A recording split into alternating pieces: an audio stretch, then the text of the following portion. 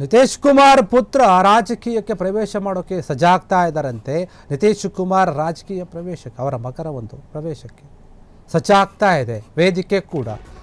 ನಿಶಾಂತ್ ಕುಮಾರ್ ಅವರ ಮಗ ನಿತೀಶ್ ಕುಮಾರ್ ಅವರ ಪುತ್ರ ನಿಶಾಂತ್ ಕುಮಾರ್ ಅವರು ರಾಜಕೀಯಕ್ಕೆ ಬರೋಕೆ ಪ್ರವೇಶ ಮಾಡೋಕೆ ಎಲ್ಲ ರೀತಿಯಾದಂಥ ಒಂದು ಸಿದ್ಧತೆಯನ್ನು ಮಾಡಿಕೊಳ್ತಾ ಇದ್ದಾರೆ.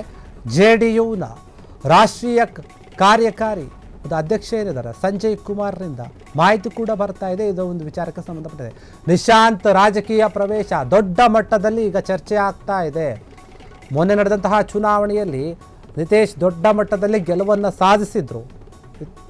ನಿತೀಶ್ ಕುಮಾರ್ ಪುತ್ರ ರಾಜಕೀಯ ಪ್ರವೇಶ ಅಂತ ಈಗ ದೊಡ್ಡ ಮಟ್ಟದಲ್ಲಿ ಚರ್ಚೆ ಆಗ್ತಾ ಇದೆ. ಯಾಕಂದರೆ ಏನು ಎಲೆಕ್ಷನ್ ಆಗಿತ್ತು ಈ ಹಿಂದೆ, ಅದರಲ್ಲಿ ದೊಡ್ಡ ಮಟ್ಟದ ಒಂದು ಗೆಲುವು ಸಿಕ್ಕಿತ್ತು ಅವರಿಗೆ ಸಂಬಂಧಪಟ್ಟ ಹಾಗೆ. ಹೀಗಾಗಿ ಇದೇ ವಿಚಾರವಾಗಿ JDUನ ರಾಷ್ಟ್ರೀಯ ಕಾರ್ಯಕಾರಿ ಅಧ್ಯಕ್ಷ ಆಗಿರುವಂತಹ ಅವರು ಹೇಳುತ್ತಾ ಇದ್ದಾರೆ, ಸಂಜಯ್ ಕುಮಾರ್ ಅವರು, ಅವರ ಒಂದು ರಾಜಕೀಯ ಒಂದು ಪ್ರವೇಶ ಆಗ್ತಾ ಇದೆ.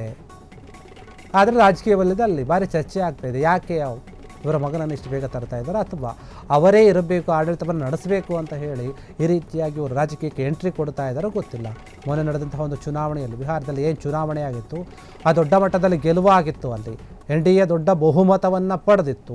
ಯಾಕಂದರೆ ಬಿಹಾರದಲ್ಲಿ ಒಂದು ಐತಿಹಾಸಿಕ ಗೆಲುವಾಗಿತ್ತು. ಅಷ್ಟು ದೊಡ್ಡ ಮಟ್ಟದಲ್ಲಿ ಗೆಲುವು ಇಡೀ ದೇಶವನ್ನೇ ಸಂಚಲನ ಮೂಡಿಸಿತ್ತು. BJP ಕೂಡ ದೊಡ್ಡ ಮಟ್ಟದ ಯಶಸ್ಸು ಸಿಕ್ಕಿತ್ತು ಅಲ್ಲಿ. ನಿತೀಶ್ ಕುಮಾರ್ ಅವರು ಕೂಡ ಈ ಒಂದು ಗೆಲುವಿನಿಂದ ಸಂಭ್ರಮಿಸಿದ್ರು. ಈಗ ಅವರ ಮಗ ರಾಜಕೀಯಕ್ಕೆ ಬರ್ತಾ ಇದ್ದಾರೆ, ಎಂಟ್ರಿ ಕೊಡ್ತಾ ಇದ್ದಾರೆ. ಅವರ ತಂದೆ ರೀತಿಯಲ್ಲಿ ಅವರು ಇರ್ತಾರೆ.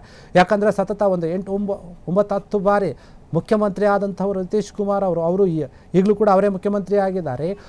ಮುಂದಿನ ಒಂದು ಟರ್ಮ್ಗೆ ಅವರ ಮಗನೇ ಮುಖ್ಯಮಂತ್ರಿ ಆಗಬೇಕನ್ನೋ ಉದ್ದೇಶದಿಂದ ಏನಾದರೂ ರಾಜಕೀಯಕ್ಕೆ ಎಂಟ್ರಿ ಕೊಡಿಸ್ತಾ ಇದ್ದಾರಾ ಅಥವಾ ಏನು ಎತ್ತ ಅಂತ ಗೊತ್ತಿಲ್ಲ. ಆದರೆ ಬಿಹಾರದಲ್ಲಿ ಈ ರೀತಿಯಾದಂಥ ಒಂದು ಹೊಸ ಗಾಳಿ, ಹೊಸ ಅಲೆ, ಹೊಸ ಚರ್ಚೆ ಆಗ್ತಾ ಇದೆ.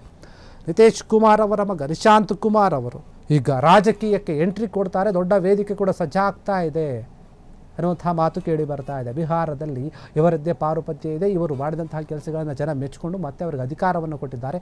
ಅವರೇ ಮುಖ್ಯಮಂತ್ರಿಯಾಗಿ ಮುಂದುವರಿತಾ ಇದ್ದಾರೆ. ಇತ್ತೀಚೆಗಷ್ಟೇ ಪ್ರಮಾಣ ವಚನವನ್ನು ಕೂಡ ಸ್ವೀಕಾರ ಮಾಡಿದರು. 200ಕ್ಕೂ ಹೆಚ್ಚು ಸೀಟ್ಗಳನ್ನು ಗೆದ್ದಿದ್ರು. ಅಲ್ಲಿ NDA ಒಕ್ಕೂಟ ಏನಿದೆ ಅವರು ದೊಡ್ಡ ಮಟ್ಟದ ಗೆಲುವು ಸಾಧಿಸಿತ್ತು. ಜನರ ಒಂದು ಬೆಂಬಲ ಕೂಡ ಅದೇ ಮಟ್ಟಿಗೆ ಸಿಕ್ಕಿತ್ತು. ಈಗ ಅವರ ಪುತ್ರನ ಸರದಿ, ಅವರ ಪುತ್ರನ ಒಂದು ರಾಜಕೀಯ ಭವಿಷ್ಯವನ್ನು ಟೆಸ್ಟ್ ಮಾಡೋಕ್ಕೆ ಅವರನ್ನು ರಾಜಕೀಯಕ್ಕೆ ಕರೆಸ್ತಾ ಇದ್ದಾರೆ. ತಂದೆಯ ಹಾಗೆಯೇ ಮಗನಿಗೂ ಕೂಡ ಅಲ್ಲಿನ ಜನ ಪ್ರೋತ್ಸಾಹ ಕೊಡುತ್ತಾರೆ, ಯಾವ ರೀತಿಯಾಗಿ ಕೈ ಹಿಡುತ್ತಾರೆ ಅನ್ನೋದನ್ನು ನೋಡಬೇಕಲ್ಲಿ ಬಿಹಾರದಲ್ಲಿ.